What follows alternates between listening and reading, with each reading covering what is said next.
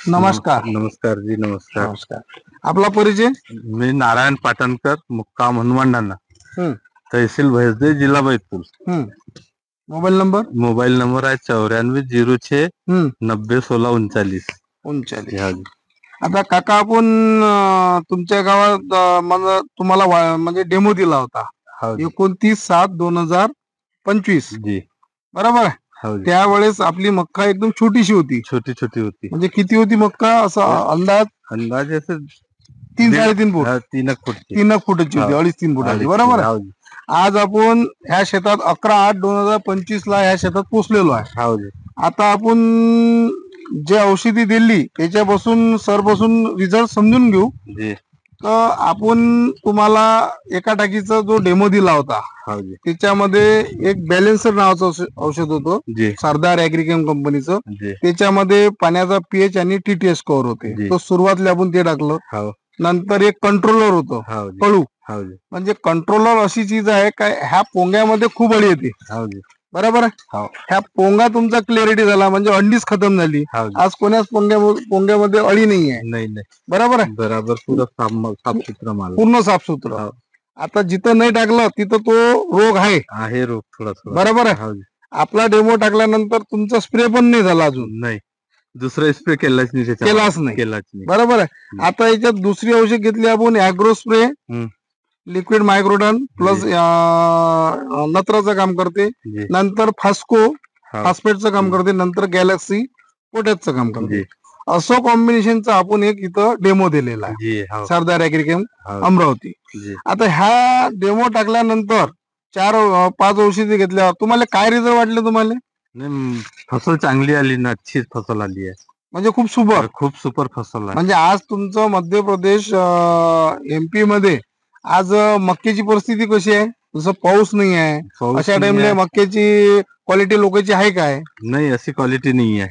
आज तुम्हाला जे मक्का आहे, आता तुमच्यापाशी किती एकराचा मक्का आहे काका? आपल्याजवळ आहे 2 एकराचा मक्का आहे. 2 एकराचा. आता आपण ज्या क्षेत्रात उभा आहे, ह्या किती एकराचा आहे? हे आहे अर्ध्या एकर मध्ये. अर्ध्या एकर मध्ये. बरोबर आहे. आता आपण इथून एक डेमो टाकला होता, तर ह्या डेमो मध्ये तुम्हाला अशी काय क्लॅरिटी वाटली? म्हणजे फर्टिलायझर युज करायचं का सरदार ॲग्रिकेमचं हे औषध युज करायची? नाही, हे औषध यूज करायचे ना.